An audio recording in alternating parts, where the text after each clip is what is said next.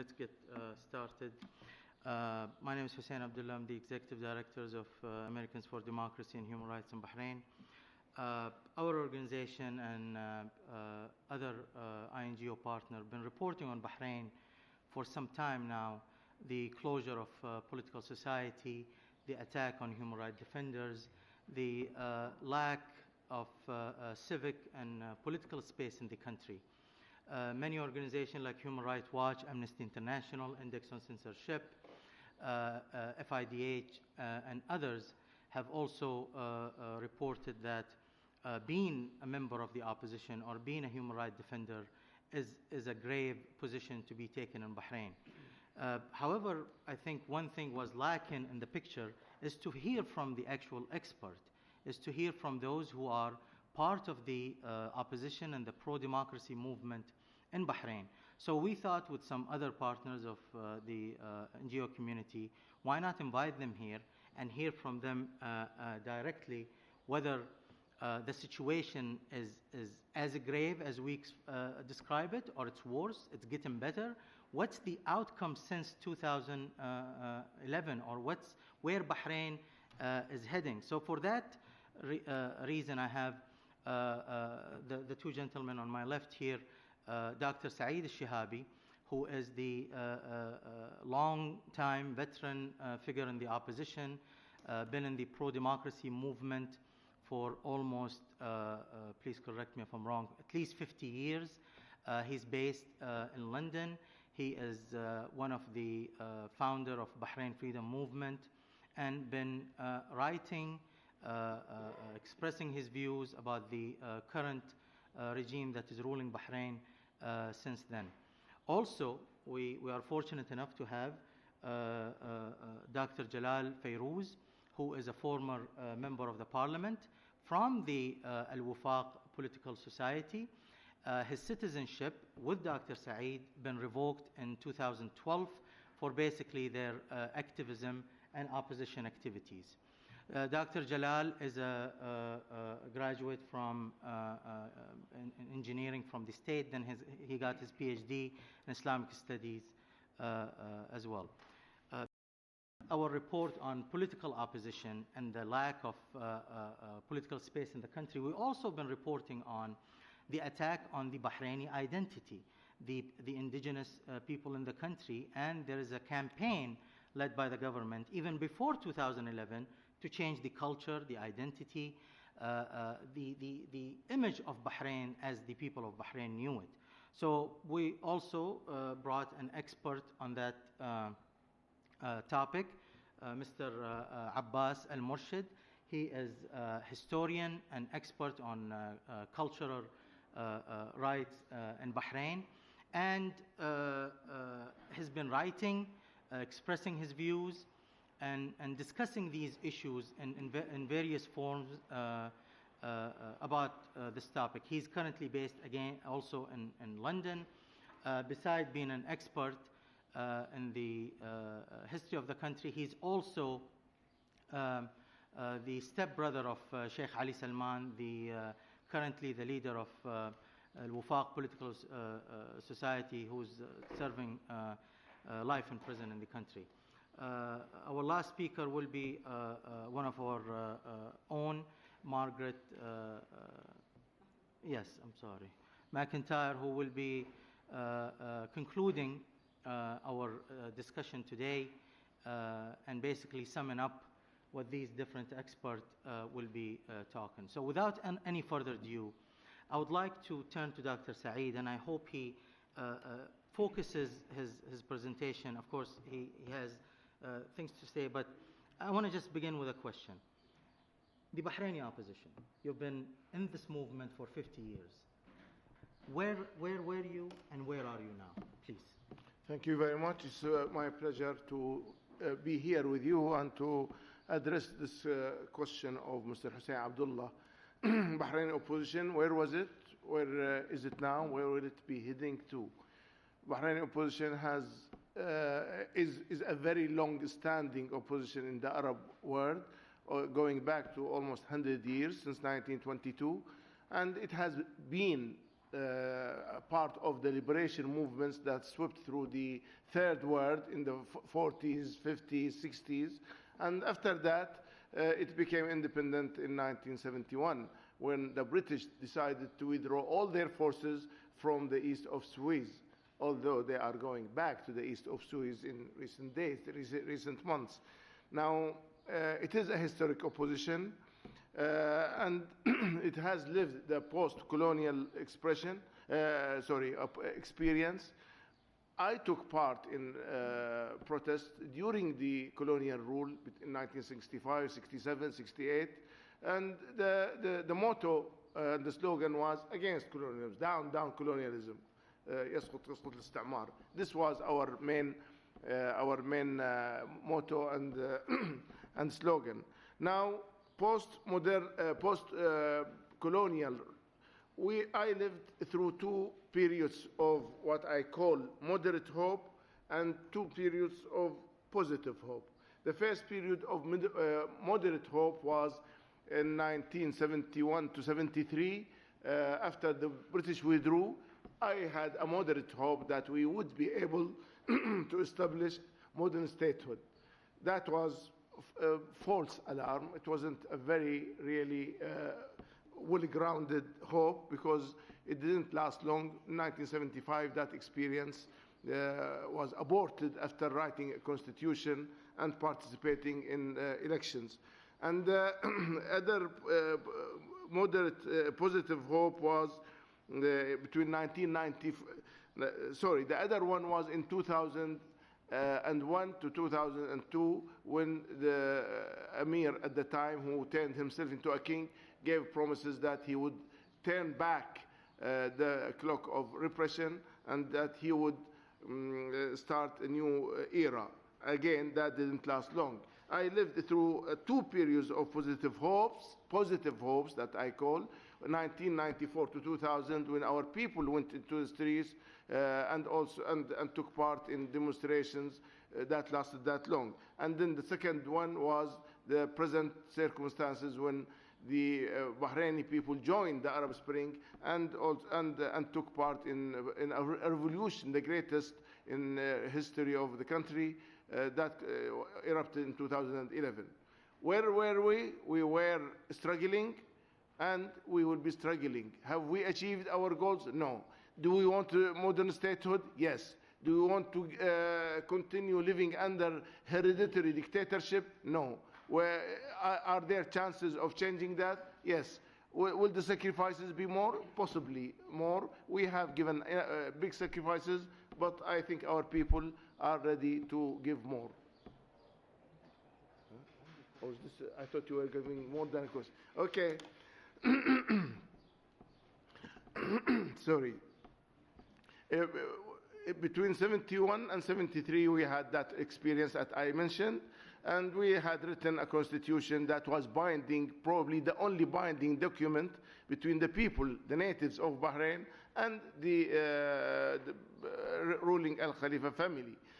But that experience, of course, resulted first in the elections of 1973 National Assembly, and then it was aborted in 1975 by the ruling family. This is why that does not give us big hopes for the future under this monarchy, because they will not abide by any agreement with the people. They will simply abandon such agreements, and then they will go back to what they were.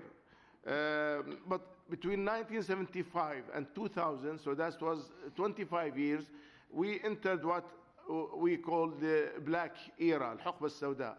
The Black Era was one of the worst periods of the country, when the prisons were opened, torture was abundant. We had the dual torturers in the persons of Ian Henderson, the British colonial officer, and also Adel Fleifel, who is a local police officer. So that was a very bad period, because we started with hundreds of detainees, or tens of detainees in the 80s, then hundreds of detainees at the beginning, in the first half of the 90s, and then thousands, 2,000, 3,000 by the end of 1999, and then they were released after what I called the moderate hope of 2000, 2001, when there was the National Charter. But then it only was short-lived until 2002, when a new constitution was imposed on the people to replace the binding document, the only binding document that gave recognition by the people for the rule of the dynastical rule. And then between 2002 until 2011, 9 years, we were struggling to re-establish ourselves as a nation, as a people, that we were against this dictatorship. We were against the constitution that was imposed without us taking part in drafting it. And we were trying to see if we can build a national consensus to continue the opposition that had been fragmented due to the different opinions towards what was being imposed on us. So that black area finished, and then we had that period until the 2011. We had then, in that period, we had what I call the grand design, or the human meltdown. This is what I would call between 2002 to 2011.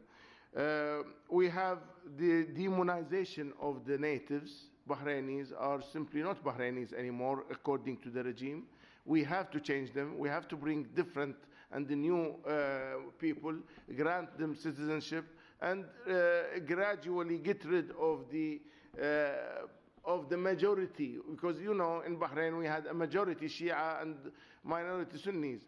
Fine, but they were living together. They were joining the struggle together for decades, for centuries. Well, let us say decades. But then the regime didn't want any majority. It didn't want Shia majority. It didn't want Sunni majority. But it wanted to bring other foreigners and naturalize them in order to rule over small communities rather than on large communities that would call for proper rights. So that period, that 10 years until 2011, it was characterized by the abandonment of humanism. No humanity, no human values existed, because the regime simply traded the sovereignty of the country in return for it being remaining in power. So bringing a new, imagine a ruler trying just to change the people of the country as if he is changing his car. So you just find different people, not these people, send them away, bring some other people. And then after that we entered the way to what I call the way to perdition. I think this is a film, but we had a perdition. We had total loss of humanity, total abandonment of modern nationhood, and turning into most absolute dictatorships humanity can ever see, especially after 2011. 2011 was a very promising time for the Arab world, when people wanted to free themselves from the old-style dictatorships. But unfortunately, then the counter-revolution intervened, and this counter-revolution, headed by Saudi Arabia and the United Arab Emirates and Egypt, of course, they crushed everybody to extermination. And what we see today in Egypt, in Bahrain, in Yemen also, what we see is just a total war on humanity, where people have no value whatsoever. You can use the most sophisticated modern machinery in order to obliterate, to exterminate whole nations, whole people. For what? In order for these people, the oil-rich monarchs, to dominate the Arab world, which is totally ill-founded and cannot be sustained. You cannot have the United Arab Emirates ruling the Arab world, while Egypt, the largest one, totally driven to the back seat. It doesn't exist today under Sisi, under the generals. It doesn't exist politically, regionally. It doesn't have any value. So I believe that from now on, what we will see is that I expect a new movement, popular movements, to produce change, because this present leadership of the Arab countries has proven itself to be brutal, inhumane, ready to sell the land and the people for the others, ready to spend $450 billion in one go with the whim of a pen. And I do not believe that is sustainable any longer. I believe there will be a new popular movement. And in Bahrain, despite the agonies, I am still hopeful that we will rise again from the dust, and we will claim our space in our countries. Thank you very much. Well, thank you, Dr. Saeed. My next speaker is Dr. Jalal Fayrouz, who is, again, as I explained earlier, he's a former MP from Al-Wafaq opposition bloc. He represented, I think you represented close to 15,000 in Bahrain, and that's yes. That's a large district he had. I mean, again, you have your presentation, but I hope if you could address something in the beginning.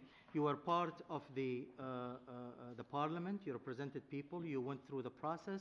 So that was an era in your life, and now it's a different era where you are stateless, you are an asylee, you no longer can go and visit your country. Yeah. So I have a short presentation.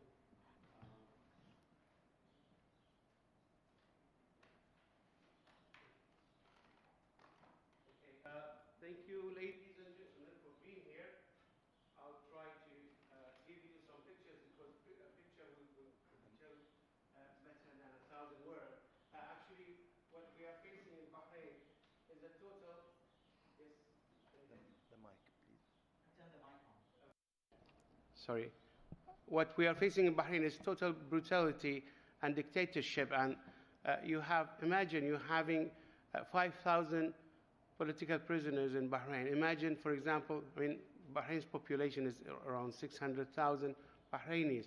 Imagine having around 3 million political prisoners in the United States. Or, for example, you have around 1 million political prisoners in the United Kingdom. It is a totalitarian, and it is one tribe. It is the king, his uncle, his sons, and his cousins who are governing and taking over all the wealth of the people and all the power in the country. Imagine having a prime minister who's been there since, imagine, 45 years. He's been the prime minister. No one elected that, and he's one of the thieves here. Very well known, Mr. 50-50. Imagine having these people who are really the governing nowadays Bahrain, and they are all military people.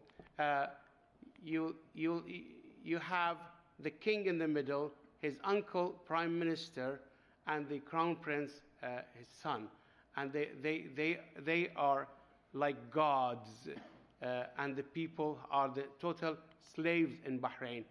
In the council, you see the positions they have, all the power in their hand, and nothing in the hand of the people.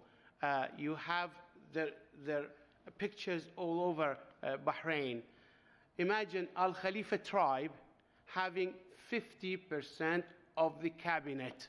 Imagine the royal family of the Windsors, for example, in the UK, having the 50%. Just because they were born as Al Khalifa, they are given the position. They are given all the wealth.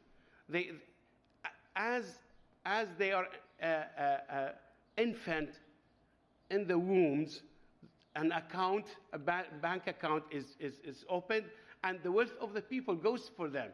That's what's happening in Bahrain, actually.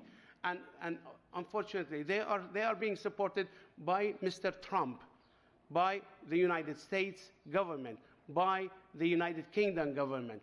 And what are we supposed to do with that? All these, you see, these are the names of the ministers: Sheikh, Sheikh, Sheikh, Sheikh, Al Khalifa, Al Khalifa, Al Khalifa. This is documented, and you can see them all in the cabinet. They are just one family governing Bahrain and taking over, and actually who are in the levels of ministers. It is 66.6%, 2/3 of the total. They are all Khalifas, who have had these positions to the others. You can imagine, and all the things in the high governmental positions. They hold 79% of the high ranks of the positions, and 21% for their friends. That's what. Even in the sports, they govern 58% of all the sports federations and everything. It's all there that they absolutely they are governing all the wealth in Bahrain. Imagine, I was in the parliament. We made a committee to investigate what happened to all the lands. Bahrain is an island, but imagine, it's called island without shores. Have you seen an island without shore? Yes, it is Bahrain, because all the shores around Bahrain are private lands by Al Khalifa. It's been taken over. Not only the lands, but also the sea. They have taken also the sea, the shores. Imagine that we had an investigation team with the pro-government parliamentarians as well. We found out that Al Khalifa has stolen 60% of Bahrain, the whole Bahrain. They have stolen, and that is well documented. What happened in Bahrain since 2011 is total atrocity. They demolished mosques. They just try to kill people. We have so many people who've been under torture. They have been killed. Anyhow, I have another slide, but anyhow, no worries. I'll talk to you. I wanted to show you some pictures. So a friend of mine, Karim Fakhrawi, he was just. They wanted to arrest him, and he was not there. Then he went to the police station. Just next day, they called his family. They said, "Come and grab his body." Okay, they killed him under torture, and I have the pictures, and it's all on the web. And so many Bahraini activists have been just abducted, and after a few days, they have been killed under torture. And who are there? There are some European consultants with the Ministry of Interior in Bahrain. What is going on? Actually, what is Human Rights Council is doing? Nothing. Since 2011, there have been lots of joint statements, lots of recommendations, lots of UPRs from Human Rights Councils, but what was the outcome? It was not zero, it was minus. It was more atrocity, and it was much more brutality from the regime. And they have been taken lots of women in custody, and now we have, of course, some of them are grandmothers, and they are refused of any visits to their families, even refused medical care, and they are suffering a lot. What are the human rights people like you are doing for them? I'm sorry. People of Bahrain are losing interest in Human Rights Council. I'm sorry to tell you this. This is a fact. People are starting to lose confidence. They say, what has Human Rights Council done for us? Nothing. There has been the BICR, the Bahrain Investigation Commission of Inquiry, which listed down the accountabilities, the responsibility of the government of all the killings, of all the atrocities. And there have been lots of recommendations. What of these have been applied? Nothing. What has Human Rights Council done? Nothing. And it is all, every one of you who is in this listening to me or over the net, they are listening, you are responsible.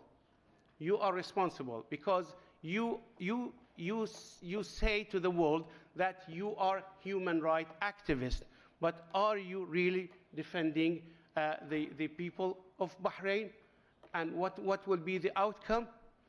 Why wouldn't there be special rapporteur against the torture in Bahrain? The torture is going on every day. Now that I'm speaking, there are lots of people in the jail. They are under torture, and they are being taken to the hospitals because of the torture. The special rapporteur of torture has asked Bahraini regime to allow them to enter since 8 years now. The regime of Bahrain says no, and then Human Rights Council says, well, we can't do much. High Commissioner of Human Rights says, sorry, we don't have teeth. We have to go and have approval of the United Kingdom and approval of the states. Who are the states? Lots of them. Money talks. Mohammed bin Salman money is talking. Mohammed bin Zayed's money is talking. They are shutting their mouths. Just last week, you have seen this interview with Trump, and this person was telling him, why don't you act against Mohammed bin Salman and what he has done to Khashoggi and all? He said, just take their money. Go over it. Take their money. That's exactly what Trump said. What have you people done to the people of Yemen that they are being killed right now? Just 3 months ago, or 4 months ago exactly, they bombarded primary, elementary girls' school in Yemen. You have seen their bodies, their pieces of their bodies coming out. What have you and Human Rights Council done for them? The people are seeing that Human Rights Council is a failure because they don't get anything. I'm sorry to say that. Thank you for your time. They will expel us because of you. Dr. Fayrouz mentioned the Ministry of Interior. I just want to, before we move to the next speaker, I want to mention that we have a report we recently published called Anatomy of a Police State. It's about the systematic repression by the Ministry of Interior in Bahrain. Please feel free to take a copy. It's at the end there. Also, I hope during the discussion, we want to hear more about the vision of the current opposition. You guys are veterans here, and we want to hear not what's happening only on the ground, but where you want or where the opposition would like the country to lead, what efforts are made, especially from two people who've been in the pro-democracy movement for some time. Now on to our cultural expert, as I explained earlier, Mr. Abbas Al-Murshid. He's a historian, expert on history of Bahrain and the region, and especially the culture and identity of the country. He'll be speaking in Arabic. However, we have live translation on Channel 2. So please, if you want to take a moment and go ahead and fix your, whatever it's called on Channel 2, so you can hear the English translation. With any further ado, Abbas, please start. بداية شكرا جزيلا على هذه الدعوة وهي الاستضافة. وحاول أن أقرأ سريعا الورقة كانت معدة طبعا. I do not exaggerate when I say that everyone has heard about the political unease in Bahrain nowadays. However, the Bahraini cultural and historical identity, as well as the possibility that politics is a natural extension to the identity of the world and improves collective memory, are two topics which are rarely spoken of objectively. In our country, the political situation is linked and dependent on its origins, history, on the fight for identity. Political conflicts in the Arab world are an extension to the identity wars and the monopolization of the collective memory.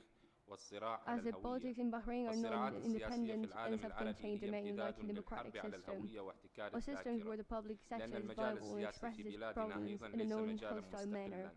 On February 14, 2011, when the youth of the Arab Spring protested, it was because they were searching for the missing identity, the identity of citizenship, human dignity and social justice. It was sad to see these young protesters were repressed by the regime's army forces who have underwent high training and possess strong military equipment, despite the fact that they were Karen Roses and were completely peaceful. The political conflict in Bahrain can be considered today as a conflict between opposing identities. There is an original identity resisting a genocide and is subject to dispersal and lost by the identity imposed in the community and aims to force itself as a historical and cultural banner of the original society. I believe it is impossible to find a solution to this issue and reach satisfactory political settlements as long as the fight for identity is not resolved and the deadly identity wars are ongoing. The political scene in Bahrain is sometimes oversimplified by shedding light on persecution and political discrimination against the Shia, focusing on the events of 2011, considering them the beginning of the identity war, led by the ruling power against the Shia majority of the Bahrain citizens. Some may refer to the Al-Banda report as the beginning of the war, considering it the clearest strategic moment of this matter.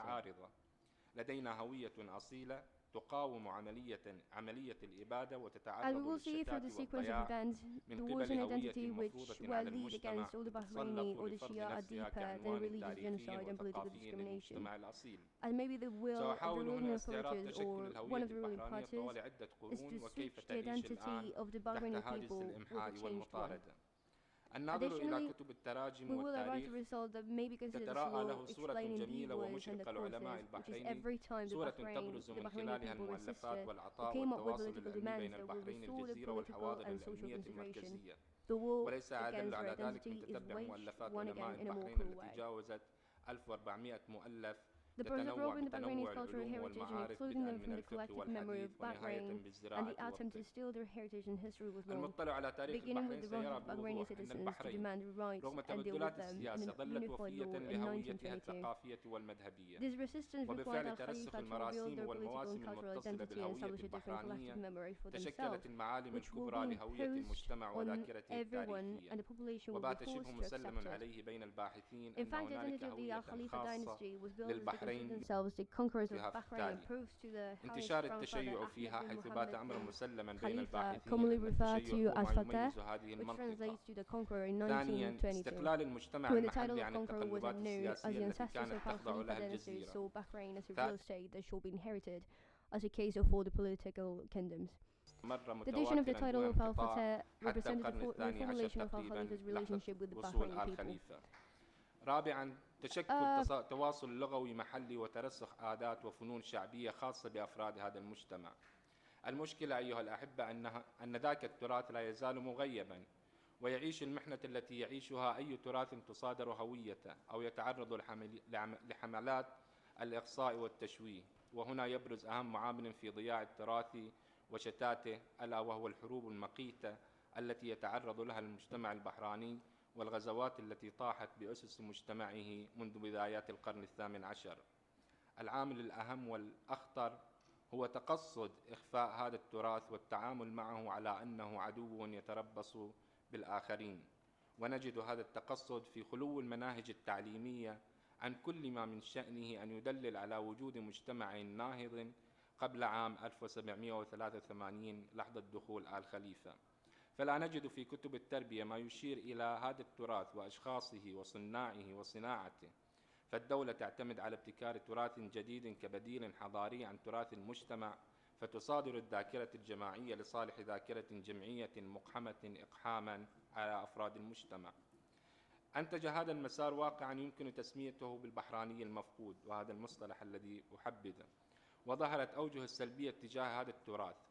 فهنالك أولا تغييب للوجه العلمي والثقافي للبحرين وتضييع حركته العلمية وهنا نشير إلى مسؤولية الباحثين والدارسين إلى إهمالهم الواضح لمدرسة البحرين الفقهية والعلمية والاكتفاء بالإشارات السريعة. ثانياً، الأثر الأهم هو غياب الآراء العلمية وغموض نظرياتهم في كثير من المعارف والعلوم والاكتفاء بسرد التراجم فقط. السؤال المطروح هو لماذا تغيب هذه أنا أحاول أقرأ لماذا تغيب هذه الصورة الجميلة من المجال العمومي، ولماذا لا نجد لهذا التراث تقديراً واهتماماً يليق به، ولماذا نجد الاهتمام الواسع والكبير لهوية البحرين في الأزمنة القديمة كحقبة دنمون وتايلوس، ولا نجد أي اهتمام بالفترة التي تشكلت فيها هوية المجتمع البحراني في الفترة الإسلامية وإلى مرحلة احتلال آل خليفة. يمكننا الحديث عن الهوية البحرانية ضمن مجالين رئيسيين تخضع لهم دراسة الهويات عموما، وهما مجال الهوية المادي، أي كيف تتشكل الهوية وشعور الناس بها ماديا، وهنالك مجال الهوية الثقافي المختزل في طيات الذاكرة الجماعية للأفراد وكيف يشكلون المعنى للحياة والأشياء. من الواضح هنا أن العلاقة الجدلية بين كلا المجالين وتداخلهما، فالأرض عنصر مادي في الهوية، ولكن المعنى الذي يحيط بالأرض معنى منتزع من الذاكرة الجماعية وكيف تدرك مفهوم الأرض، ومن هنا ينشأ الطابع الديناميكي للهوية. من الناحية التاريخية كان البحارنة يملكون الأرض ويشكلون أصل السكان والأغلبية في الجزيرة، وهذه تشكل العناصر المادية للهوية البحرانية التي نشأت حولها ثقافة خاصة وتقاليد واستجابات سلوكية ومراسيم ومواسم غير موجودة لدى الآخرين، كما نشأت لديهم ثقافة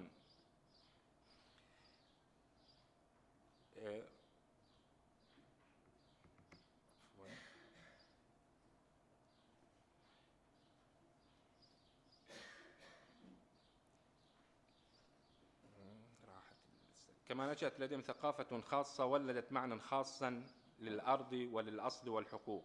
في القرون الثلاثة الأخيرة أي فترة سيطرة آل خليفة تعرضت الهوية البحرانية للاهتزاز، وفقدت مع مرور الزمن وقسوة الأطراف الأخرى عناصر هويتها المادية، فانتزعت الأرض من ملاكها البحرانيون وأصبحوا يخدمون في أرضهم المنزوعة منهم، وباتوا معرضين للتهجير والإقصاء حتى فقدوا المراسيم والمواسم الثقافية الخاصة بهم، وتحول السكان الأصليون في الجزيرة إلى فئة مطاردة ومغلوب على أمرها. ولم يكن غريبا أن تفقد جزيرة البحرين أكثر من نصف القرى جراء الاستيلاء العسكري للجزيرة وجراء الاستملاك لأرضهم والمخزون الثقافي. رغم ذلك فإن الحديث عن الهوية الثقافية والتاريخية يتخذ مسارا غير المسار المادي الذي هيمن بفعل امتلاك القوة وقسوة التعامل والفجور في الخصومة، ومنذ عدة عقود والحرب على امتلاك وانتزاع هذه الهوية الثقافية قائم ومستمر بلا هوادة. حرب تبدأ بإعادة تشكيل الجزيرة واقتطاع واستبدال تاريخها بتاريخ جديد أو بآخر موغل في القدم، ولا تنتهي بفرض لهجة قبلية بدوية واستبدال معالم التاريخ بأسماء ودلالات مرتبطة أصلا بالطرف المنتصر أي الطرف الخليفي. فاللهجة البحرانية لا مجال لها في القنوات الرسمية، وإن ضلت طريقها فسوف يتم توظيفها للسخرية وتنميط العبودية. وبالمثل فأسماء القرى والمناطق تستبدل بأسماء لها ارتباطات برجالات الغزو وفضاء التفاخر القبلي المستولي على الجزيرة. ولا نستغرب أن سطوة المتغلب التي تحدث عنها ابن خلدون تتجاوز ابن خلدون نفسه، فتطال المصادرة ومصادرة كل ما يمتلك إلى هذه الهوية. أحيانا نبالغ في تبسيط المشهد السياسي في البحرين برسم صورة الاضطهاد والتمييز السياسي ضد الشيعة في الاعتماد على أحداث 2012 واعتبارها بداية لحرب الهوية التي تقود النخبة الحاكمة ضد الأغلبية الشيعية، ولكن الموضوع يختلف كثيرا جدا. فالبحراني لم يعد هو البحراني الذي كان يملك الأرض ويدير الاقتصاد ويصنع التاريخ ويمارس الثقافة، ولم يعد بإمكانه أن ينظر إلى نفسه كبحراني له امتداد تاريخي وهوية ثقافية ذاتية خاصة به. فتحت غطاء الهوية الوطنية تعرضت الهوية البحرانية لحرب ضروس من أجل محوها أو التقليل من ظهورها وفاعليتها، إذ لم يعد مقبولا أن تكون تلك الهوية التي تمثل أغلبية السكان وتحيل إلى أصالتهم لم يعد مقبولا لها أن تكون كذلك، فالمفروض عليها أن تكون في مرتبة أقل من باقي الهويات والفئات الأخرى.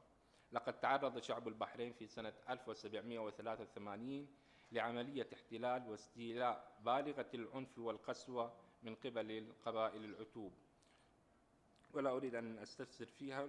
وأخذت عملية السطو على الإرث الثقافي للبحارنة واستبعادهم من الذاكرة الجماعية للبحرين مدة زمنا طويلا، ابتدأ مع بداية نهوض البحارنة للمطالبة بحقوقهم والتعامل معهم وفق قانون موحد في سنة 1922.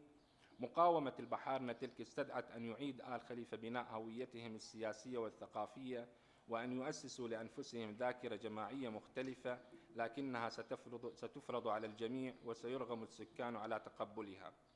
لقد تشكلت هوية آل خليفة على اعتبار أنفسهم فاتحين للبحرين، وأثبتوا لجدهم الأعلى أحمد بن محمد بن خليفة لقب الفاتح في سنة 1922، حيث لم يكن لقب الفتح سائدا ولا معروفا، بل إن أسلاف آل خليفة كانوا يرون البحرين عبارة عن ملك يتوارثونه.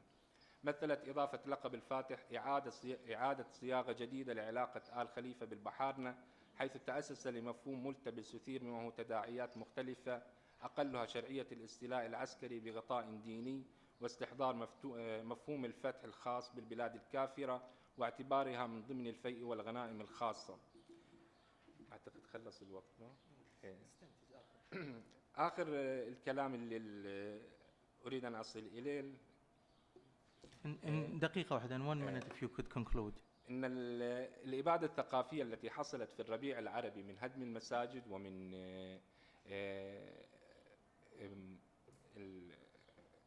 الاستهداف الطائفي هو عملية متصلة تاريخيا، لم تكن عملية مقصودة باعتبار أنه نظام سلطوي يواجه عمليات قمع وعمليات كر وفر، ولكن هو سلوك ومنهج اختطه النظام الخليفي في البحرين طوال 100 سنة، يحاول أن يستبدل شعب بشعب آخر وهوية بهوية أخرى.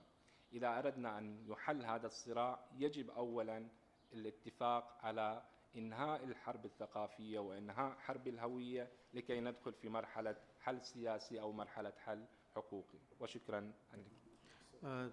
Thank you, Abbas, for I think we're just following with the translation. I don't think so. She did her best. Well, thank you, Abbas, for your presentation. I think we're reaching to our fourth speaker. And if anyone wants his presentation, again, it's in Arabic. We have the full translation in English. We could certainly mail it. Margaret, without any further, I apologize for not the last name part. So Margaret McIntyre, please go ahead. Embed. Thank you, everyone, for joining us today, and thank you to my fellow panelists as well for their very insightful and expert commentary. To a certain degree, I have the thankless job of speaking last, trying to tie up loose ends and draw some conclusions here. It's difficult for me to do this because we really did just hear from experts on the subject, from people who were on the ground in Bahrain and who are the very activists that our organization discusses here in the Council and advocacy meetings. Dr. Jalha was in the opposition, but within the system, working to change it as a member of parliament. He knows the ins and outs of what passes for Bahrain's legislative process. He knows how the government functions, insofar as anyone else does. He has that experience within the government, although in opposition to the government. Dr. Saeed has been in the opposition for longer than I've been alive. He's worked for years and years to bring to fruition dreams of democracy, human rights, rule of law, and fundamental freedoms. His knowledge is unparalleled, and if he is not an expert, then no one is. Abbas, too, has years of experience studying Bahrain's history and culture, looking at the details that so few pay attention to. He is second to none in his knowledge about Bahraini culture and history, and his awareness of both the past and the present can be a light shining towards where we can go in the future. Without grounding in the past, we can go nowhere. But sitting amongst these experts, men who were in Bahrain during the February 2011 protest, and although I'm struck by my colleagues' knowledge, one fact doesn't escape my mind. While they are Bahrainis, they reside in London. They came here today from London rather than Manama, and this is no small anecdote. It is rather a critical piece that we cannot afford to overlook. Every year, ADHRB comes to this council and speaks in front of the council and holds panels in this council. But our panelists are from INGOs rather than Bahrainis from Bahrain. The simple reason is that with formal and informal travel bans, with the Bahraini government's suppression of independent civil society and restrictions on free expression, free assembly, and free association, with the fear of arrest, detention, torture, and a lengthy prison sentence, if not capital punishment, the Bahraini government has effectively shut down, neutralized the opposition and activists. The crackdown in 2011 saw the detention and imprisonment of important leaders in the pro-democracy and political opposition movements. Dr. Abdul Jalil al-Sinjais, Hassan Mushaima, Abdul Wahab Hussein, Abdul Hadi al-Khwaja, as well as religious leaders, Abdul Hadi al-Mukhtar, Muhammad Habib al-Miqdad, and Abdul Jalil al-Miqdad, among dozens of others. This crackdown, which killed over 24 people in the span of just weeks, was a knee-jerk reaction. The government declared martial law, requested military support from the Peninsula Shield states, Saudi Arabia, the UAE, and took harsh steps to put down the protest and silence dissent. The level of repression that we see now is no knee-jerk reaction, but a systematic encroachment by the government into the last remaining areas of freedom for Bahrainis. The sentencing of Sheikh Ali Salman in 2015, when he was the Secretary General of Al-Wafaq, the dissolution of Al-Wafaq, Bahrain's largest opposition society, on bogus charges in July of 2016, the dissolution of Wahad, a secular leftist political opposition society, in 2017, the re-empowering of the National Security Agency in early 2017 to arrest and detain individuals, the re-empowering of military courts to try civilians. These steps normalize elements of martial law imposed in 2011. They also demonstrate the level of repression present in Bahrain today. This repression manifests itself in the inability of activists to travel abroad for human rights purposes, in particular to this very council, where once there were numerous Bahraini activists here in Geneva every session, now we see no independent Bahraini activists. During Bahrain's UPR in 2013, there were many Bahrainis here. Now at Bahrain's most recent UPR in 2017, there were significantly fewer. Where once the Human Rights Council was a place for Bahrainis to advocate for pressure on the international community, it has now fallen to other organizations and other people who were not in Bahrain, seeing, hearing, and feeling what the people felt when the government attacked peaceful demonstrators at the Pearl Roundabout. So I thank Dr. Jalal, Dr. Saeed, and Abbas for their remarks and for being here today. But I also want to sound the alarm. Where are the Bahrainis from the ground? Where are the people who struggle every day for their freedom and human rights? Bahrain is a small country, but the repression remains deeply concerning, being widespread and systematic, and affecting not just the political situation, but the social, cultural, and religious spheres as well. It will take an equally strong, broad attempt to address the seriously concerning rights abuses, to roll back this repression. But with the will, this council can do it, and we urge the Human Rights Council to take such steps as are necessary to address the situation in Bahrain. Thank you. Well, thank you, Margaret. I think it naturally came to an excellent conclusion, summing up what our experts today have spoken. And again, one of the goals of ADHRB was for this panel, when we discussed it with our international NGO partner, is to bring the actual opposition. We want to hear from the opposition, not only Bahraini dissidents who are human rights defenders or activists. We want to know, because the issue in Bahrain is a political issue. So I hope during the question and answer, we're going to open the session now. the floor for any question and answer. If you could introduce yourself and your organization and ask your question. So without any further delay, if I see, if you guys want to ask any question.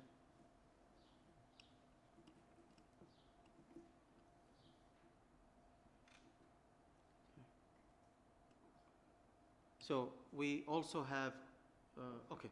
So I'll ask we have a question on Twitter. So someone asked, so I'll give you the floor. Just give me 30 seconds. So the question is for the opposition.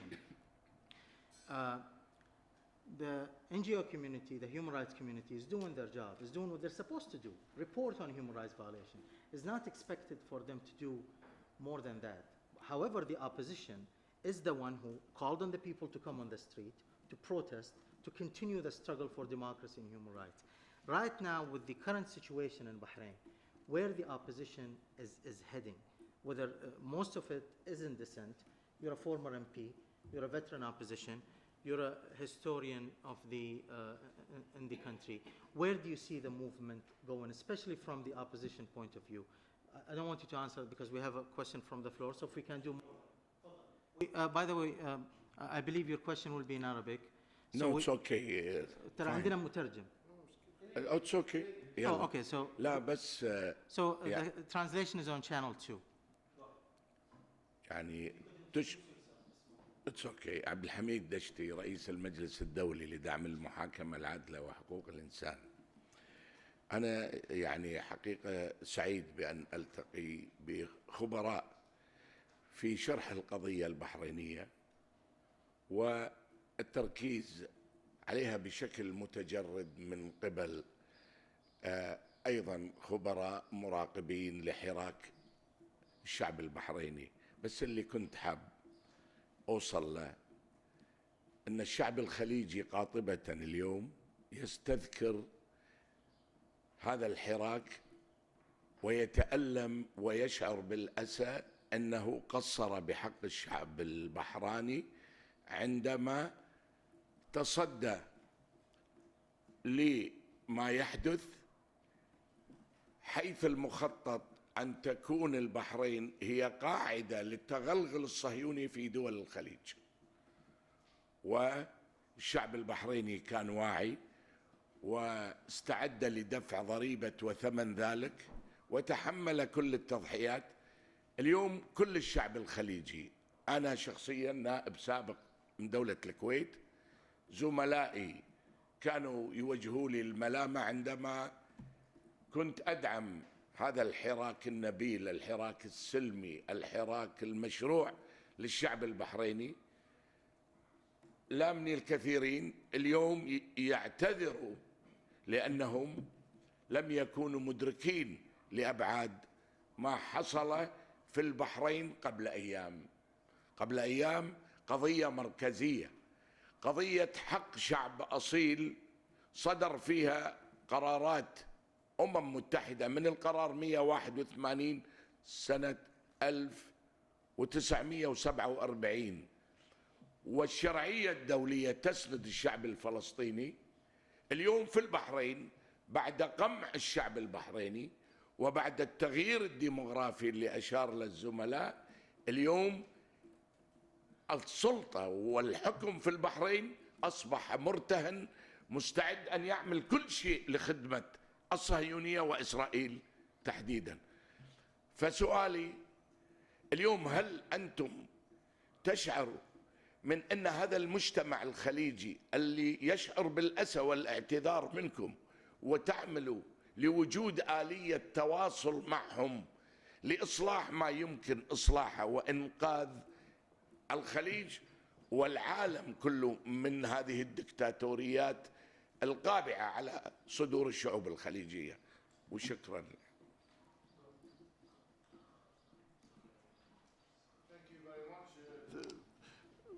Two points. First about, well, my colleague, Dr. Abdul Hamid Dashti, who is a former MP from Kuwait, who has been persecuted for his support of Bahrain and criticizing Saudi Arabia. He has been jailed, persecuted, and of course deprived of his parliamentary seat simply because he spoke out. This is an indication of the predicament of the Gulf people today.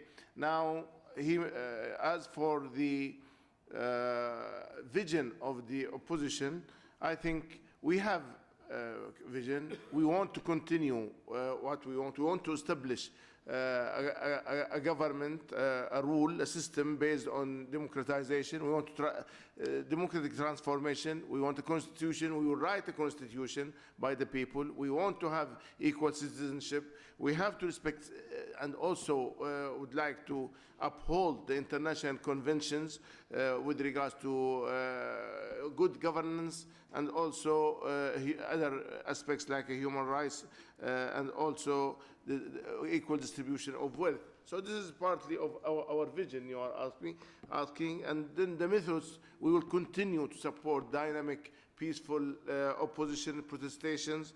We will continue our media campaigns. We will also forge alliances with regional, all understandings with regional and international powers who have interest in that region. And also, we will reconcile our vision as opposition towards what we want to establish in our country. We are serious about change. We will not tether, or tether was the word. We will not just hesitate. We will not hesitate in our stand. We will continue. But as for the Gulf people who have had some rethinking about their stance towards the Bahraini revolution and protestation, we would like to tell them that we have always supported liberation movements. In the past, in the present also, any country who is occupied, any people who have been aggrieved, we will always support them. We will never give our backs to those who are in need, inside the prisons, in diaspora, or on execution rows. We have many of our people who are awaiting the execution. We hope that others will also reciprocate by supporting our cause. Yeah, thank you for the people who are interviewing. And actually, regarding the opposition, imagine how brutal the regime is, that it smashes whoever is part of the opposition. The head of the secularism nationalist party, WAD, which is one of the biggest political parties, he's been smashed. He's been jailed for 5 years, and he's been deprived. Of course, the WAD party was dissolved. Wufaq party was dissolved. 4 other political parties were dissolved, and the head of Al Wufaq is life imprisonment. Why? Because he just 8 years ago, the king said that you can talk to the Qataris anyhow, and imagine the deputy of the head interrogated, stripped naked, beaten, tortured, and so forth. We have lots of MPs, my colleagues MPs, who are in jail now at this moment, sentenced for so many years. So they are smashing any activist. They actually just 10 days ago, there was the Israeli-American conference in Bahrain, and then just before that, they went and selected so many activists who were no more activists, but they thought that they will ask people to go on the street, and they put them in jail. And also, but aside from that, you can see every night there are protests all around Bahrain. The people, after all the atrocities of 8 years, the people are still in the street. are still demanding. The opposition, yes, from outside we are functioning as much as we can. But regarding Dr. Dashti's point, it is yes, there are two phases of responsibility: the popular and the governmental of the Gulf. The Gulf governments are acting under the direction of Mr. Trump, and also, but the people in the Gulf are pro-democracy. They want democracy. They are supporting the people of Bahrain. Thank you, Dr. Jalal. We have 2 minutes left. I would like those 2 minutes to be taken by Abbas. Again, translation on channel 2. بداية كل التقدير والاحترام دقيقتين فبختصرهم بسرعة أحسن من الآن. أستاذ حميد دشتي صراحة كان ملهم إلينا في البحرين إلى ما قبل الخروج 2017. كان ملهم صوت دائما هو اللي نعتمد عليه في رفع هذا الصوت. أتصور أن السؤال أو المخرج باخذه من مقولة الفيلسوف الراحل بياب بورجيو حينما قال: مهمة المثقفين وقف الهراء أو التصدي للأكاذيب. هنالك أكاذيب النظام يروجها أننا لا نحتاج إلى الديمقراطية أو أنه هو صانع الديمقراطية. إحنا كمثقفين، لا أقصد المثقفين حملة الأقلام والكتاب، النشطاء أيضا هم مثقفون، هم عناصر طليعة المجتمع. أن يتصدى أو نتصدى إلى هذه الأكاذيب التي تروج. عندنا مهمة إنهاء الاستبداد. ضرورة حق التداول السلمي إلى السلطة هي مشروع يجب أن يكون حلم نحلم فيه ونطمح إليه. من دون هذا الحلم كل الأمور وكل المشاكل راح تتكرر ونعيد مأساتنا. الاستقلال الذاتي أو حق تقرير المصير الذاتي أيضا لهويات الشعوب ولشعوب الخليج يكفي احتكار أسر ويكفي احتكار في القرن العشرين أن نعيش تحت سلالات حاكمة كأنما في عصر الفراعنة أو عصر ما قبل التاريخ. همج أن نعيش في هذا الفكرة. العدالة الانتقالية وضرورة منع الإفلات من العقاب أيضا هذا ضمن مشروع يجب أن يكون موجود فيهم. أتصور أن هذه الثلاثة العناصر هي تشكل مشروع الشعوب الخليجية تماما وليس البحرين للتخلص من هيمنة محمد بن زايد ومحمد بن سلطان. Well, please thank the panel and let's thank them for. I think there is an event after this, so we really need to pack quickly. Thank you. I think they can take care of the logistics. We need to run. Just I see this now before I don't